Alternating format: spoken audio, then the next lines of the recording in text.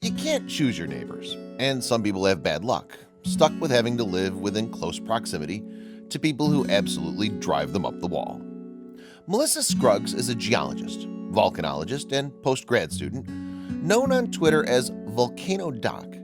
She ended up living next door to disrespectful college students while working towards earning her Ph.D. One morning, Melissa walked out to her car to find a giant boulder blocking her driveway. Unable to push it out of the way, she did something else instead. Hello, wonderful people. I'm Scott Leffler for WonderBot. And here is Neighbors block woman's driveway after a party, but she gets the last laugh. Before we begin, make sure to smash that like button, subscribe to our channel, and click the notification bell for more amazing videos.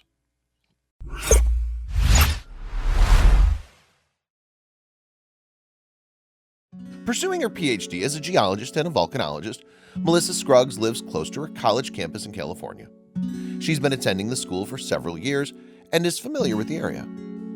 As one of the older students, Melissa knows she has to exercise patience in dealing with first and second year students.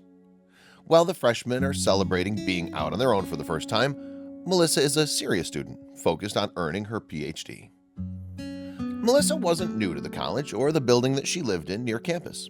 She told Bored Panda, "I've lived in the same building for about 3 years now." However, grad students in her building, as well as the younger students in the building next door, change frequently. One year could be relatively quiet, while the following year could bring a new round of rowdy freshmen. In July 2018, Melissa had new neighbors who loved to throw parties. Melissa explained that she initially had some concerns over the neighbors, but things had turned out okay over the last several months. She shared, "The current neighbors are first or second year undergraduates. They moved in across the driveway in July 2018. Although a fence separated the 2 yards, Melissa's building shared the same patch of gravel and path to the street with the neighbors. At 7 a.m., Melissa would leave for campus and needed to be up to get her car out. Being freshmen and sophomores in college, Melissa's neighbors liked to party. She told Bored Panda, "I was a little concerned at first because they like to throw big parties, but they've generally been pretty considerate with noise and keeping people out of our yard." Melissa clearly exercised patience in dealing with the neighbors as she focused on her studies. Earning a Ph.D. is no easy feat, but Melissa loves studying rocks and science. Although she quietly let the neighbors party the night away on many occasions, Melissa isn't shy. In fact, she's a fun-loving, smart lady who is earning a degree in volcanology and is working towards her Ph.D. on the same subject. Melissa is not only a driven student, but she loves classic cars, rock and roll, shenanigans, and vintage things, as she shared on her Twitter account. She's not the type of person who would stand down and be harassed by her neighbors. After around 6 months of parties, Melissa started having problems with the neighbors next door. She told Bored Panda, "I never really had any issue until about a week and a half ago. That's when she noticed the neighbors began moving a boulder from the fence line into her driveway. At first, the boulder was moved just a few inches onto her building's property. This is actually the second time this has happened," Melissa said when the boulder reappeared in her driveway. Melissa explains that the boulder has always been next to her driveway, as it was there for a reason. She said, "So the purpose of the rock is so that if you're bad at parking, you don't take down the fence. The boulder is meant to stay in place at the end of the fence that separates the driveways from the building. If it wasn't there, a late-night partier might bump the fence. It's inconvenient, but I get it," she said about the boulder sitting there. But the rock only fell a couple of inches on each side of the fence. And it was also a deterrent for drivers who consider parking directly in front of the fence on both sides. About a week and a half ago, one of the guys decided that it was too inconvenient for him, Melissa explained, and that's when the neighbors crossed the line. She explained that a neighbor pushed the boulder into her driveway overnight. "He turned it so that it was more on my side of the fence," she said. But when she went to confront them, or at least ask for help in moving it, Melissa's neighbors ignored her. They wouldn't answer the door or help me move it back, and it was a few days before I had help to get it put back. Melissa had someone help her move the rock back into place the first time the neighbors had moved it. But it was large and heavy, and Melissa couldn't move it on her own. Hopefully they wouldn't do it again, as she didn't have time to waste in the morning and needed to get her car out.